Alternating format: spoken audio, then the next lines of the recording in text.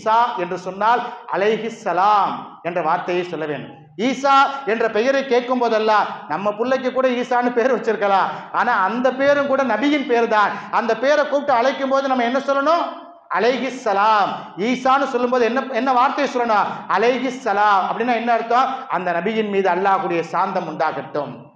வசலாமுன் அலா ஈசா வசலாமுன் அலா இப்ராஹிம் வசலாமுன் அலா மூசா என்று அல்லாஹ்வே பல நபிமார்கள் மீது சலாத்தை சொல்கிறார். நாமும் சொல்ல வேண்டும்.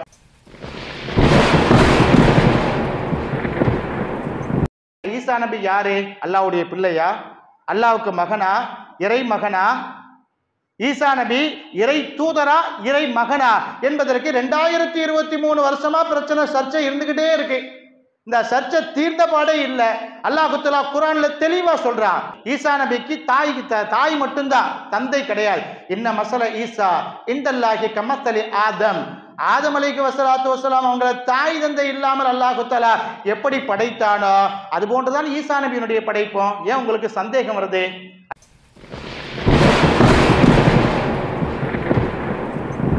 அவர் ஒரு கன்னத்துல அடிச்சாலே இன்னொரு கன்னத்தை காட்டக்கூடிய ஆளு, அந்த பொறுமைசாலியை கொண்டு போய் சிலுவையில் அறையணும்னு சொல்றீங்களடா, சிலுவையில் அறையணும்னு சொல்றீங்களே, இதெல்லாம் அடுக்குமா?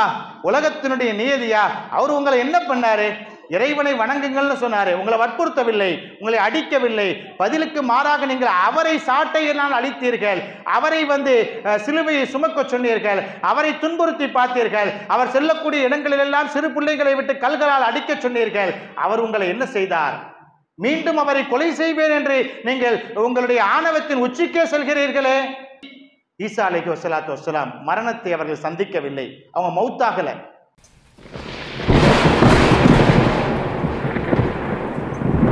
சரி, இப்ப எத்தனாவது வருஷத்துல இங்க இருக்கிறீங்க அப்படின்னு கேட்டா 2023 உடனே சொல்றோமா இல்லையா? 2023 வரக்கூடிய அடுத்த ஆண்டு எந்த வருஷங்க? 2024. சின்ன பிள்ளைங்கள்ல இருந்து பெரிய ஆட்கள் வரைக்கும் எல்லாருமே சொல்றாங்கன்னா ஈசா நபியை மறக்காம நாம் இருக்க வேண்டும் என்பதற்காகத்தான். இது அல்லாஹ்வுடைய ஏற்பாடாக கூட இருக்கலாம்.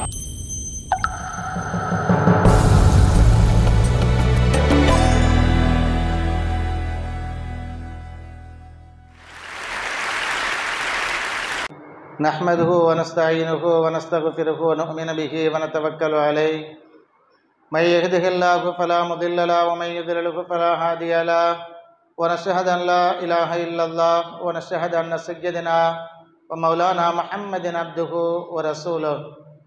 அம்மா பஅத் ஃபகத் क़ால அல்லாஹு தஆலா ஃபில் குர்ஆனில் அஸீம் வ ஃபில் ஃபுர்கானில் மஜீத் ஃபஅஊது பில்லாஹி மினஷ் ஷைத்தானிர் ரஜீம் பிஃபضل பிஸ்மில்லாஹிர் ரஹ்மானிர் ரஹீம் ويكلم الناس في المهد وكهلا وقال تعالى أيضا وما قتلوه وما صلبوه ولكن شبه لهم قال نبينا رسول الله صلى الله عليه وسلم عيسى نبي الله أو كما قال نبي رسول الله صلى الله عليه وسلم.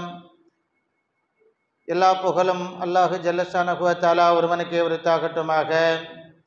அறிவு கட்டா முடிவுகளையும் முடிவு கட்டா பிரச்சனைகளையும் குதர்க்கமான குழப்பங்களையும் ஒருங்கே அலசி ஆராய்ந்து நன்முடிவு கண்ட நானிலத்திற்கோர் நாயகமாம் நபிகள் நாயகமாம் நற்குணத்தின் தாயகமாம் நமது தலைவர் முத்து முஹம்மது நபி ரசூலுல்லாஹி ஸல்லல்லாஹு அலைஹி வஸல்லம் அன்னவர்களின் மீதும் அன்னவர்களால் வானில் மின்னுகின்ற நட்சத்திரங்கள் வானத்து தாரகைகள் என்று போற்றப்பட்ட சத்திய சகாபாக்களின் மீதும் தாபியன்கள் தபா தாபியன்கள் நாதாக்கள் வலியுல்லாக்கள் அல்லாஹ்வுடைய நல்லடியார்களாகிய நம் அனைவர்களின் மீதும் அல்லாஹ்வுடைய வற்றா கருணையும் காருண்யமும் அல்லாஹ்வுடைய அன்பும் அருளும் என்றும் எப்பொழுதும் எந்நாளும் நின்று நிலவட்டுமாக.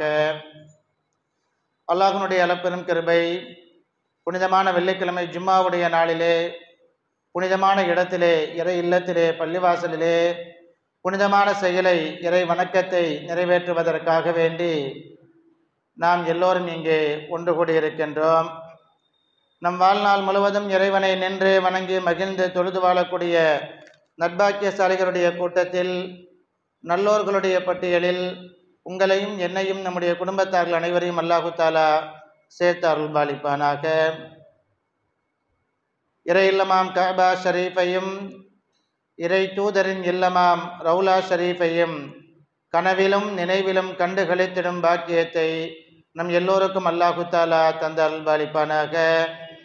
மக்கமா நகருக்கு சென்று காபத்துல்லாவை ஒரு முறையேனும் திரு கண்களால் தரிசிக்கக்கூடிய பாக்கியத்தை நமக்கும் நம்முடைய குடும்பத்தார்களுக்கும் சந்ததிகளுக்கும் அல்லாஹு தஆலா தந்து அருள்பாலிப்பானாக. வாழ்விலே வாழும் காலமெல்லாம் எதிரிகள் இன்றி, பகைவர்கள் இன்றி, துரோகிகள் இன்றி நிம்மதியாக, சந்தோஷமாக, ஆரோக்கியமாக, அன்பு சூழ்ந்த நிலையிலே, அருள் சூழ்ந்த நிலையிலே குடும்பத்திலும் சரி, சமூகத்திலும் சரி, தெருக்களிலும் சரி நம்மை சுற்றி இருக்கக்கூடிய ஒரு அன்பு கூட்டத்தை, அருள் கூட்டத்தை உருவாக்கி வாழக்கூடிய பாக்கியத்தை உங்களுக்கும் எனக்கும் நம்முடைய குடும்பத்தார்கள் அனைவருக்கும் அல்லாஹு தஆலா தந்து அருள்பாலிப்பானாக. வாழ்விலே துரோகங்களும் எதிரிகளும் விரோதங்களும் உருவாகிவிட்டால் ஒரு கணமேனும் சலன்மேனும் நிம்மதியாக நம்மால் வாழ முடியாது. எதிரிகளும் துரோகிகளும் என்ன செய்வார்கள் என்ற அச்சத்திலே, பயத்திலே நாம் வாழ்ந்து கொண்டே இருக்க வேண்டும். அத்தகைய சூழல் உருவாகக்கூடாது. ஆனால் எதிரிகளும் துரோகிகளும் ஏதாவது செய்ய வேண்டும் என்று நினைக்கின்றார்களே, அது அவர்களுக்கு எதிராகத்தான், அந்த துரோகம் அவர்களுக்கு எதிராகத்தான். அபூஜஹல் முஹம்மது ரசூலுல்லாஹி ஸல்லல்லாஹு அலைஹி வஸல்லம் அவர்களுக்கு எதிராக செய்வதாக நினைத்து கொண்டான். அந்த எதிர் சூழ்ச்சியும் அந்த துரோகமும் நபிகள் நாயகத்திற்கு எதிராக இல்லை, அது அவனுக்கு அவனே குழியை வெட்டி கொண்டான். அவன் விரோதத்திலே, துரோகத்திலே தன்னைத்தானே அழித்து கொண்டான். நரகத்திற்கு செல்லக்கூடியவனாக தன்னை ஆக்கி கொண்டான். அபூஜஹலாக இருக்கட்டும், அபூலஹபாக இருக்கட்டும், ஃபிரௌன் மூசா நபிக்கு எதிராக நாம் குழியை பறித்து கொண்டிருக்கின்றோம் என்று இறுதி வரைக்கும் நினைத்து கொண்டே இருந்தான். ஆனால் அந்த குழிக்குள் வீழ்ந்தது யார்? மூசா நபி அல்ல, ஃபிரௌன் தான் வீழ்ந்து போனான், கடலிலே மூழ்கி போனான். ஆனால் அவன் நினைத்து கொண்டிருந்தது என்ன? அதிகாரங்களும் கால சூழலும் நமக்கு சாதகமாக இருக்கின்றது, எல்லோரும் நமக்கு பக்கபலமாக இருக்கின்றார்கள், இந்த இடத்திலே நாம் தான் மன்னர், நாம் தான் அரசர் என்ற சூழ்நிலையிலே வாழ்ந்து கொண்டிருந்தான் ஃபிரௌன். ஆனால் அவன் எதிர் சூழ்ச்சி செய்ததெல்லாம், அவன் துரோகம் செய்ததெல்லாம் தனக்குத்தானே தான். அந்த நைல் நதியிலே அவனே அழிந்து போனான். வாழ்வதற்காக பிறரை கெடுக்கக்கூடாது, நாம் வாழ்வதற்காக பிறரை கெடுக்கக்கூடாது. வாழ விடு. ஆனால் நான் வாழ வேண்டும் என்பதற்காக, நான் சந்தோஷமாக இருக்க வேண்டும் என்பதற்காக, என்னுடைய மகிழ்ச்சி நிரந்தரமாக இருக்க வேண்டும் என்பதற்காக, நான் தான் இங்கே அதிகாரம் படைத்தவன் என்பது நிரந்தரமாக இருக்க வேண்டும் என்பதற்காக அடுத்தவரை அழிப்பதற்கு நாம் முற்பட்டோம் என்று சொன்னால், அந்த அழிவு அடுத்தவருக்கு சென்று சேர்வதற்கு முன்னாடியே நம்மை அழித்துவிடும். அது நம்மையே அழித்துவிடும், அது நம்மையே இல்லாமல் ஆக்கிவிடும் என்பதுதான் உலகம் நமக்கு எடுத்த பாடங்களில் நிதர்சனமாக உண்மையாக இருக்கின்றது. ஒரு கன்னத்தில் அறைந்தால் மறு கன்னத்தை காட்டு என்று சொன்னவரையே சிலுவையில் அறைந்தார்கள். ஒரு கன்னத்தில் அறைந்தால் மறு கன்னத்தை காட்டு என்று சொன்ன நபரையே சிலுவையில் அறைவதற்கு ஊரே துரத்தி கொண்டு சென்றது. ஆனால் அல்லாஹு தஆலா சொல்கின்றான், வமா கதலூஹு வமா ஸல்லபூஹு வலாக்கின் சுப்பிஹலஹும். அவர்கள் நினைத்து கொண்டார்கள், அந்த ரோமானிய பேரரசுகளும் ரோமானிய மன்னர்களும் நினைத்து கொண்டார்கள், நாம் அவரை தீர்த்து கட்டிவிட்டோம், நாம் அவரை கொன்று விட்டோம், நாம் அவரை சிலுவையிலே அறைந்து விட்டோம், அவரை துன்பப்படுத்தி விட்டோம் என்று அவர்கள் இருமாப்பிலே இருக்கிறார்கள், பேரானந்தத்திலே இருக்கிறார்கள். ஆனால் அவர் சிலுவையில் அறையப்படவில்லை, அவர் கொலை செய்யப்படவில்லை, அவரின் மீது ஒரு சிறு காயங்கள் கூட ஏற்படவில்லை. அவருக்கு பதிலாக அல்லாஹு தஆலா வலாக்கின் சுப்பிஹலஹும் இன்னொரு நபரை மாற்றிவிட்டான் என்று ஈசா நபியினுடைய சரித்திரத்தை பேசக்கூடிய திருக்குரான் வசனம் அல்லாஹு தஆலா பேசுகிறான். சூரத்து ஆல் இம்ரானிலே ஈசா நபியை பற்றி பேசும்போது, ஒரு கன்னத்தில் அரைஞ்சா இன்னொரு கன்னத்தையும் காட்டி அரைஞ்சிக்கப்பான்னு சொல்லக்கூடிய ஆளு எவ்வளோ சாதாரணமான ஆளு, எவ்வளோ பொறுமையான ஆளு. இந்த உலகத்திற்கே தத்துவத்தை சொன்னவர். தட்டுங்கள் திறக்கப்படும், கேளுங்கள் தரப்படும், கேட்டால் அனைத்துமே கிடைக்கும் என்று மிகப்பெரிய தத்துவத்தை சொல்லிவிட்டு சென்ற மாபெரிய சற்குண நாயகராக திகழ்ந்தவர், பொறுமையின் சிகரமாக திகழ்ந்தவர் ஈசா நபி அலைஹி வஸலாத்து வஸலாம். ஒரு கன்னத்தில் அறையும் போது இந்த இன்னையும் சேர்த்து அரைஞ்சிட்டு போய் இதை மட்டும் காலியா விட்டுட்டு போற அப்படின்னு சொல்லி காட்டிய பொறுமையின் சிகரமாக திகழ்ந்த அந்த நபியை சிலுவையிலே அறைவதற்காக துரத்தி கொண்டு சென்றார்கள். ரோமானிய பேரரசின் ஆளுநரின் உத்தரவின் அடிப்படையிலே பொண்டியஸ் பிலாத்தீன் என்று சொல்லக்கூடிய ரோமானிய பேரரசின் ஆளுநர் அவருடைய உத்தரவிடுகிறார், அவரை துரத்துங்கள், பிடியுங்கள், சிலுவையிலே அறையுங்கள் என்று சொல்லப்படுகிறது. யாரை? ஈசா நபியை. ஈசா நபி ஒரு வீட்டில் தற்காப்புக்காக அவர்கள் வாழ்ந்த இடத்தை விட்டு ஹிஜ்ரத்து செய்து இன்னொரு ஊரில் போய் இன்னொரு இடத்துல போய் தற்காப்புக்காக இருக்கிறார்கள். ஈசா நபி ஒரு வீட்டில் இருக்கிறாங்க. அவங்களுடைய சில சீடர்களும் உண்டு. ஈசா நபி கூட வாழ்ந்தவங்களுக்கு அல்லாஹு தஆலா குர்ஆன்ல சொல்றான் ஹவாரியூன்கள் என்று சொல்லி காட்டுகின்றான். ஈசா நபி கூட ஒரு 10-12 பேர் அப்படியே இருப்பாங்க. அவங்க பேர் எல்லாருமே நம்ம கூட இருக்காங்கிறதுக்கான நம்ம தைரியமா இருக்கக்கூடாது. நம்ம வாழ்க்கை நமக்கு தான். நம்ம மனசு நல்லது நினைக்குதா கெட்டது நினைக்கதான் சொல்லணும். எல்லாரும் பக்கபலமா இருக்காங்கிறதுக்கான நம்ம பாட்டில் தீயதையே செஞ்சுட்டு இருந்தா ஃபிரௌன் அப்படிதான் செஞ்சா. எல்லா மந்திரவாதிகளும் நம்ம பக்கமே இருக்கிறாங்க, நமக்கு இனிமேல் யார், நம்ம தான் ராஜா அப்படின்னு செஞ்சவனை தான் அல்லாஹ் தஆலா எங்க கொண்டு போய் அழிச்சான்? கடல் நடுப்புற கொண்டு போய் கடலிலே மூழ்கடித்து அல்லாஹ் தஆலா அழித்தான். அதனால் பக்கபலமாக இருக்கக்கூடியவர்களை நம்பக்கூடாது. என்னைக்குமே கூட இருந்தே குளிபறிக்கக்கூடிய கூட்டங்கள் சில பேர் இருப்பாங்க, இருக்கவும் செய்யறாங்க. அது காலங்காலமா நடக்கக்கூடிய மனிதர்களுடைய இயல்பு தன்மையிலே உள்ளது. அப்படித்தான் ஈசா நபியை கூட இருந்தே ஒருவர் குளிபறிக்க முற்பட்டார். கூட இருக்கிறவங்களை எப்பவுமே நம்ம நம்பிடக்கூடாது. 12 பேர் ஹவாரியன்கள் என்று சொல்லக்கூடியவர்கள் ஈசா நபிக்கு பக்கபலமாக இருந்தார்கள். உலகத்துல பாக்குறோம் 3 பேர் ஒன்னா இருந்தீங்கன்னா 3 பேர் ஒன்னாவே கலைஞ்சிடணும். அதுல ஒவ்வொருத்தரா போக போக என்ன ஆகும்? நிதர்சனமா சொல்றாங்க, ஒருத்தன் போயிட்டானா இந்த 2 பேரும் போனவனை பத்தி பேசிட்டே இருப்பாங்க. அதுக்கடுத்து ஒருத்தர் காலியான். இப்படி இதுதான் உலகத்தினுடைய இயல்பு. ஒருத்தர் தனியா போனார்னு வைங்களேன், மீதி இருக்கிறவங்க எல்லாம் அவரை பத்தி பேச ஆரம்பிச்சிருவாங்க. இது இயல்பு, மனிதர்களுடைய இயல்பு. இது இங்க இந்த நடைமுறை தான் இல்லை, உலகத்துல எல்லா இடத்துலையும் எல்லா பாஷை பேசக்கூடியவங்களையும் எல்லா மொழி பேசக்கூடியவங்களையும் இயல்பு. அவங்க என்ன பேசுவாங்க அதுதானே பேச முடியும். அப்படிப்பட்டது இயல்பு. அப்படிப்பட்ட இயல்பிலே நிறைந்த ஒரு மனிதன் ஈசா நபியை காட்டி குடிப்பதற்காக முற்படுகிறான். அந்த ரோமானிய பேரரசு ஆளுநரிடத்திலே சன்மானத்தை பெற்றுக்கொண்டு சாதாரண காசுகளுக்காக 10 காசுகளுக்காக, அந்த காலத்துலலாம் காசு தான், அரையனா 1 அணா அப்படிதான் அணா கணக்கில் உள்ள காசுகள் தான்.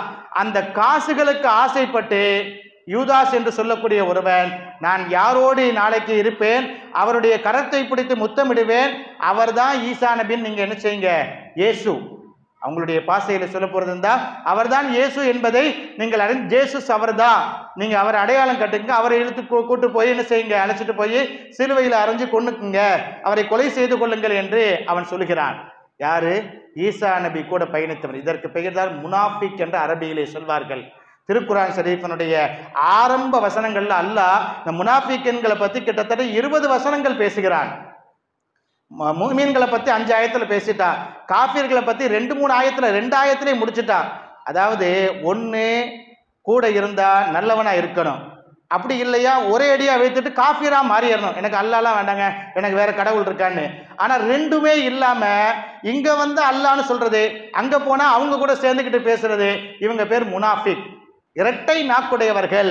ஆயத்துல் முனாஃபிக்கு சலாசுன் அப்படின்னு குர்ஆன் சரி ஹதீஸ் நபிகள் நாயகம் ஸல்லல்லாஹு அலைஹி வஸல்லம் சொல்றாங்க, முனாஃபிக்கீன்கள் இதா வஅத அஹ்லுஃப வ இதா துமின கான வ இதா கால கதிப, அவர்கள் பேசினால் பொய்யைத்தான் பேசுவார்கள், வாக்குறுதி அளித்தால் அந்த வாக்குறுதிக்கு சாதகமாக நடந்து கொள்ள மாட்டார்கள், வாக்குறுதியை மீறி நடப்பார்கள், அவர்கள் நம்பினால் அவங்கள நம்பி அவங்க கூட போகணும்னு சொன்னா கதை முடிஞ்சிச்சு, அவ்வளவுதான். அப்படிப்பட்டவங்க முனாஃபிக் அப்படின்னு நபிகள் நாயகம் சொல்றாங்க. அப்படிப்பட்ட ஒரு முனாஃபிக் ஈசா நபி கூட உட்கார்ந்து இருக்கிறார், ஜேசுஸ் கூட அமர்ந்திருக்கிறார்.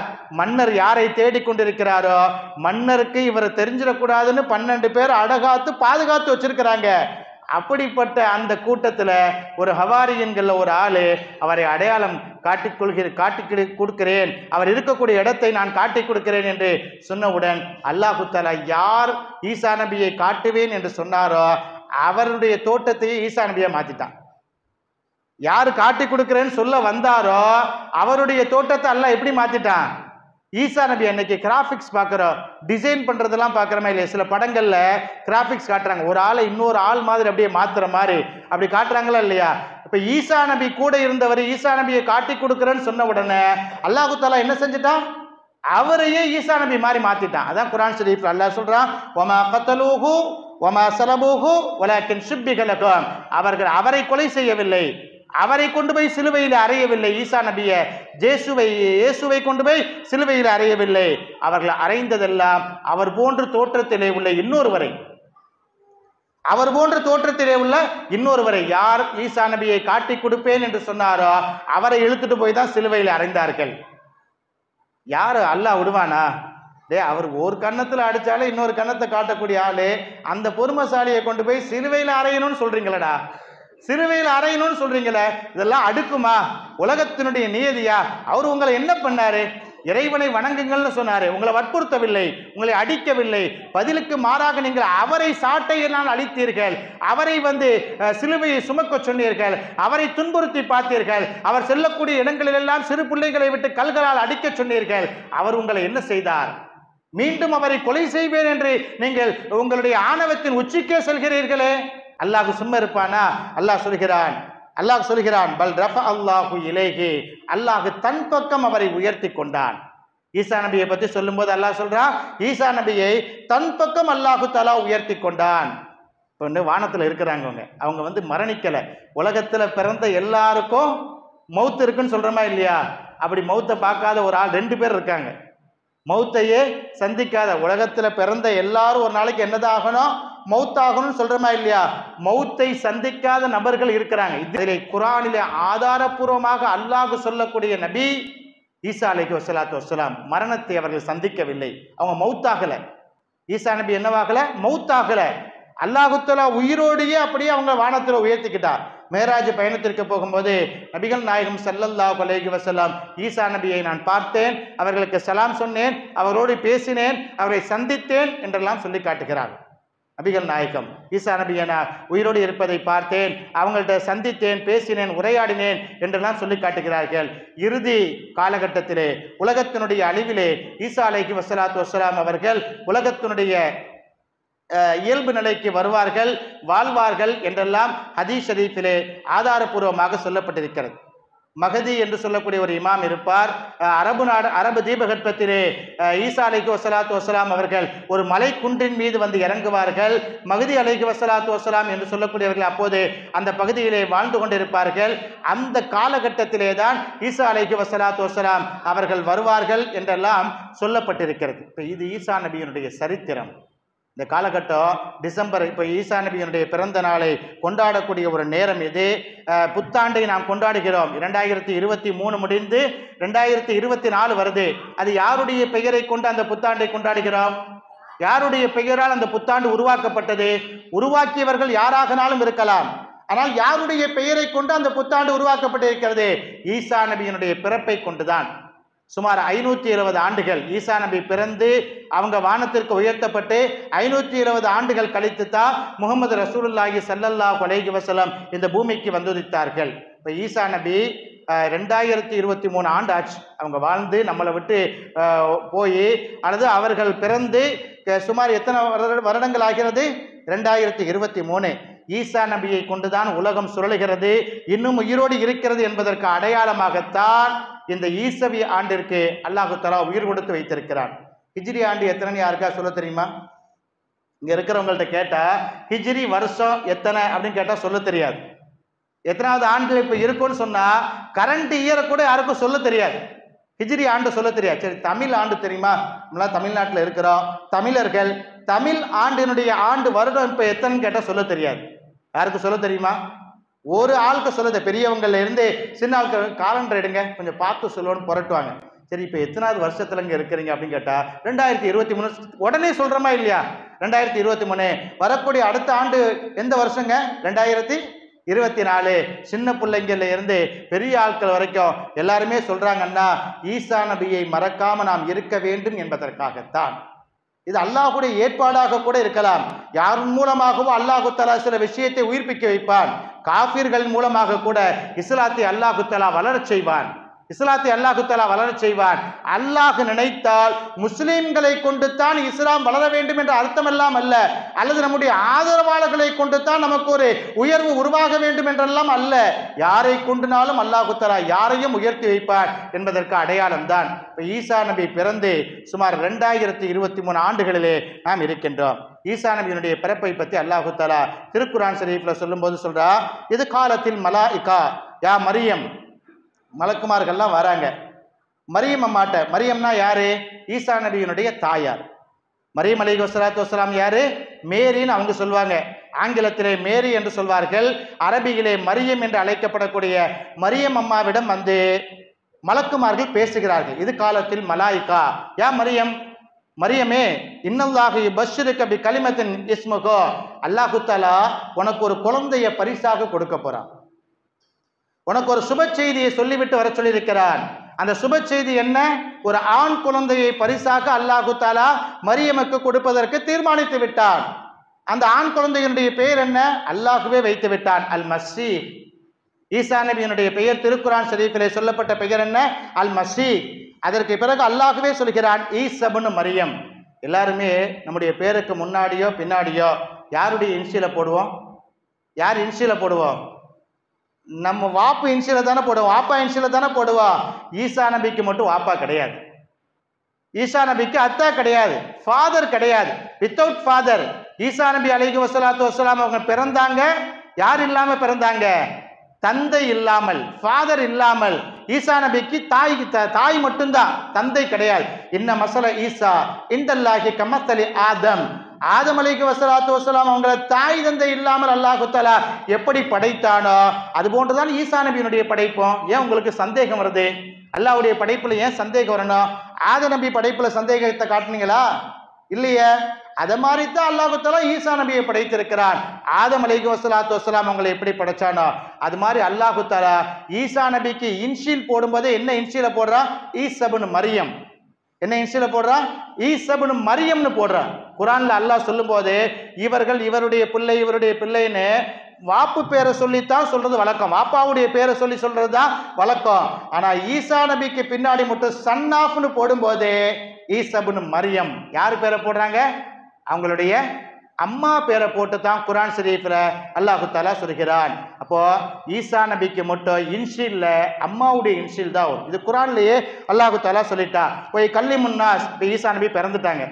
பிறந்த உடனே வாப்பு இல்லாம பிறக்கிறாங்க. ஊர் தப்பா பேசுமா இல்லையா? அந்த தவறை, அந்த தவறான விஷயத்திற்கு ஒரு தெளிவை கொடுக்க வேண்டுமா இல்லையா? போய் கல்லிமுன்னாஸ் ஃபில் மஹதி வ கஹ்லா. தொட்டிலே இருக்கும் போது மக்களிடத்திலே ஈசா நபி அலைஹி வஸலாத்து வஸலாம் பேசுறாங்க.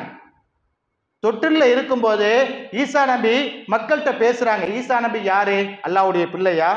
அல்லாஹ்வுக்கு மகனா? இறை மகனா? ஈசா நபி இறை தூதரா இறை மகனா என்பதற்கு 2023 வருஷமா பிரச்சனை, சர்ச்சை இருந்துகிட்டே இருக்கு. இந்த சர்ச்சை தீர்ந்த பாடே இல்லை. அல்லாஹ் தஆலா குர்ஆன்ல தெளிவா சொல்றான். என்ன சொல்றான்? தொட்டிலே இருக்கும் போது அந்த பச்சிளம் குழந்தை ஈசா நபி பேசுறாங்க. போய் கல்லிமுன்னாஸ். மக்களிடத்தில் அந்த குழந்தை பேசுகிறது. தொட்டிலே என்ன பேசுகிறது?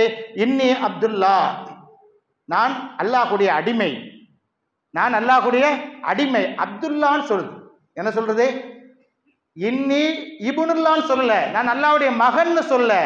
ஈசா நபி தொட்டிலே இருக்கும்போது பேசிய வார்த்தை என்ன? அனா அப்துல்லா, நான் அல்லாஹ்வுடைய அடியார். உங்களை மாதிரி ஒரு சாதாரண ஆள் தான்யா, உங்களை மாதிரி ஒரு சாதாரண ஆள் தான்ப்பா. நான் ஒன்னும் அல்லாஹ்வுக்கு மகனோ இறைவனுக்கு மகனோ தேவகுமாரனோ அல்ல. நான் ஒரு சாதாரண அடியான், உங்களை போன்ற ஒரு அடியான். ஆத்தானியல் கிதாப். இந்த அடியானுக்கு, இந்த சாதாரண அடியானுக்கு அல்லாஹ் தஆலா ஒரு சிறப்பை கொடுத்திருக்கிறான். நீங்க நினைச்சீங்கன்னா அது என்ன சிறப்பு? அல்லாஹ் தஆலா வேதத்தை எனக்கு கொடுத்திருக்கிறான். ஆத்தானியல் கிதாப். எந்த புள்ள பேசுது? ஸ்கூலுக்கு போகாத, தொட்டில் இருக்கக்கூடிய கைப்புள்ள பேசக்கூடிய வார்த்தை. நான் சாதாரண அடியான் தான், எனக்கு என்ன கொடுக்கப்பட்டிருக்குது?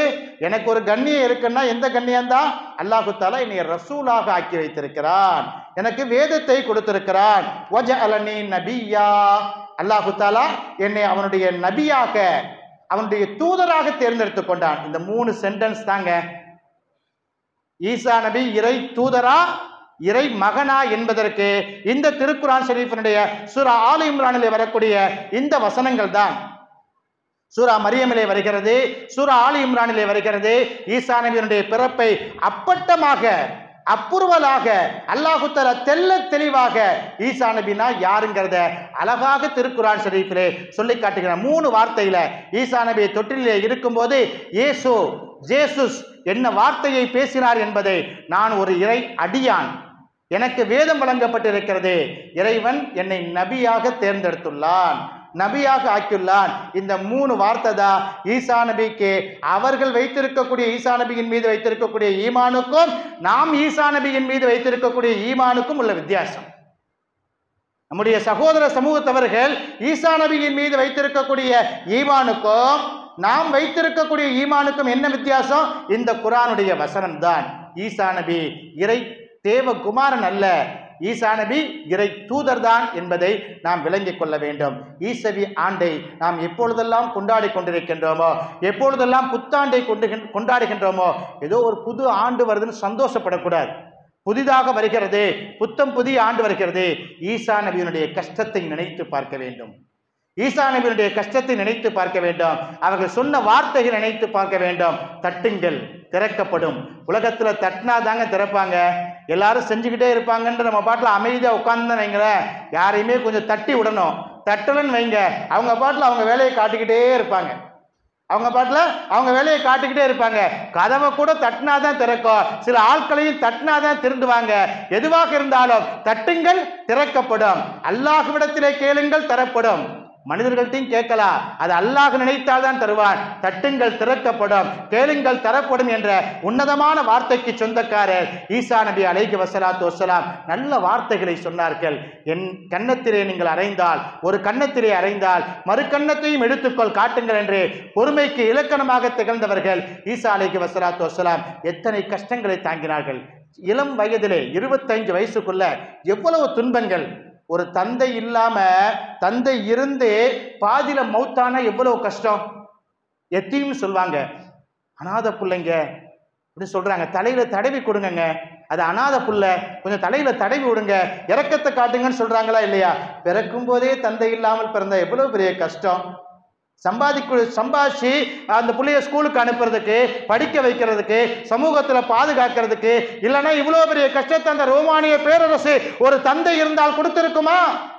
முஹம்மது ரசூலுல்லாஹி ஸல்லல்லாஹு அலைஹி வஸல்லம் அவர்களுக்கு துன்பத்தை கொடுத்தார்கள். அபூ தாலிபும் அப்துல் முத்தலிபும் அரணாக வந்து நின்று காட்டார்கள், தந்தையாக வந்து நின்றார்கள். தந்தை அந்தஸ்திலே வந்து இந்த பக்கத்திலேயோ அந்த பக்கத்திலேயோ முன்னாடியும் பின்னாடியும் அபூ தாலிபும் அப்துல் முத்தலிபும் எப்படி காத்தார்கள் நபிகள் நாயகத்தை. அப்படி ஒரு கை ஈசா நபிக்கு இல்லையே, அப்படி ஒரு கரம் ஈசா நபிக்கு இல்லையே. தந்தை இல்லாமல் எவ்வளவு கஷ்டப்பட்டு இருப்பார்கள். 25 வயது வரைக்கும் எத்தனை துன்பங்கள், எத்தனை கஷ்டங்கள். செல்லக்கூடிய இடங்களெல்லாம் தனக்கு இழைக்கக்கூடிய துன்பத்தை, தனக்கு தரக்கூடிய தொந்தரவுகளை, தனக்கு செய்யக்கூடிய அநீதங்களை தாங்கிக் கொண்டார்கள். யாரிடத்திலே போய் சொன்னாலும் அதை தட்டி கேட்பதற்கு ஆள் இல்லை. தனக்குள்ளே தாங்கிக் கொண்டு இந்த உலகத்திலே, சமூகத்திலே இறைவனை இந்த மக்களுக்கு மத்தியிலே எடுத்துரைத்தார்கள். இஞ்சில் கொடுக்கப்பட்ட உத்தம நபிகள் நாயகம் ஸல்லல்லாஹு அலைஹி வஸல்லம் ஈசா அலைஹி வஸலாத்து வஸ்ஸலாம், இஞ்சில் என்ற வேதம், இஞ்சில் என்ற வேதம் வழங்கப்பட்ட உண்மையான இறை தூதர் ஈசா அலைஹி வஸலாத்து வஸ்ஸலாம். அந்த நபியை நாம் கொண்டாட வேண்டும். அந்த நபியை நபியாக ஏற்றுக்கொள்ள வேண்டும். நம்முடைய ஈமானிலே ஒரு தரம் என்ன தெரியுமா? நபிமார்களை ஏற்றுக்கொள்வது. ஆமன்து பில்லாஹி வ ரசூலிஹி, அல்லாஹுவையும் ஏற்றுக்கொள்ள வேண்டும், அல்லாஹுடைய தூதர்களையும். ஒரு ருசுலிகின்னு தான் அங்க சொல்லப்படுகிறது. ரசூல் அப்படின்னு ஒத்த வார்த்தையில சொல்லல, ஓ ருசுலிகி. ருசுலிகின்னா என்ன அர்த்தம் தெரியுமா? எல்லா ரசூல்மார்களையும் ஏற்றுக்கொள்ளணும். மூசா நபி ஏற்றுக்கணும், ஈசா நபி ஏற்றுக்கொள்ள வேண்டும், தாவூத் அலைஹி வஸலாத்து வஸ்ஸலாம் அவர்களை ஏற்றுக்கொள்ள வேண்டும். இப்படி எல்லா ரசூல்மார்களையும் ஏற்றுக்கொள்ள வேண்டும் என்பதைத்தான் நம்முடைய ஈமானுடைய சாராம்சமாக இருக்கிறது. அந்த அடிப்படையிலே ஈசா நபியை நம்புவதும், ஈசா நபியை உளப்பூர்வமாக ஏற்றுக்கொள்வதும், தேவகுமாரன் என்றல்ல, இறை தூதராக உளப்பூர்வமாக அவர்களை ஏற்றுக்கொண்டு அவர்களுக்காக பிரார்த்திக்க வேண்டும். ஈசா என்று சொன்னால் அலைஹிஸ்ஸலாம் என்ற வார்த்தையை சொல்ல வேண்டும். ஈசா என்ற பெயரை கேட்கும் போதெல்லாம், நம்ம பிள்ளைக்கு கூட ஈசான்னு பேர் வச்சிருக்கலாம், ஆனா அந்த பேரும் கூட நபியின் பேர் தான். அந்த பேரை கூப்பிட்டு அழைக்கும் போது நம்ம என்ன சொல்லணும்? அலைஹிஸ்ஸலாம். ஈசான்னு சொல்லும் போது என்ன வார்த்தையை சொல்லணும்? அலைஹிஸ்ஸலாம். அப்படின்னா என்ன அர்த்தம்? அந்த நபியின் மீது அல்லாஹ்வுடைய சாந்தம் உண்டாகட்டும். வசலாமுன் அலா ஈசா வசலாமுன் அலா இப்ராஹிம் வசலாமுன் அலா மூசா என்று அல்லாஹ்வே பல நபிமார்கள் மீது சலாத்தை சொல்கிறார். நாமும் சொல்ல வேண்டும். அந்த ஈசா நபியினுடைய பெயரை கேட்கும் போதெல்லாம் அலைஹிஸ்ஸலாம் என்ற வார்த்தையை சொல்வோம். ஈசா நபியை நினைத்து பார்ப்போம். புத்தாண்டை, புது ஆண்டை உளப்பூர்வமாக நாம் அடுத்த ஆண்டிலே அடி எடுத்து வைக்கும் போது அந்த ஈசா நபியினுடைய பிறப்பை நினைத்து பார்ப்பதற்கு உலகத்தில் வாழக்கூடிய எல்லா மனிதர்கள் மீதும் கடமை. உலகத்தில் வாழக்கூடிய எல்லா மனிதர்கள் மீது கடமை. அந்த அடிப்படையிலே ஈசா நபிக்காக இறைவனிடத்திலே கரமேந்துவோம். ஈசா நபியின் பெயரை கேட்கும் போதெல்லாம் அலைஹிஸ்ஸலாம் என்ற வார்த்தையை சொல்லுவோம். அல்லாஹு தஆலா உங்களையும் என்னையும் அந்த நபிமார்களை புரிந்து கொண்டது போன்றே, சாலிஹீன்களை, சித்தீக்கீன்களை, சுகதாக்களை புரிந்து கொண்டது போன்றே நம்மையும் புரிந்து கொண்டு நம் வாழ்வை பரக்கத்து நிறைந்த வாழ்வாக அல்லாஹு தஆலா அருள்பாலிப்பானாக. வாஹ் தஅவானா அல்ஹம்துலில்லாஹி ரப்பில் ஆலமீன். அஸ்ஸலாமு அலைக்கும் வரஹ்மத்துல்லாஹி வபரகாத்துஹு.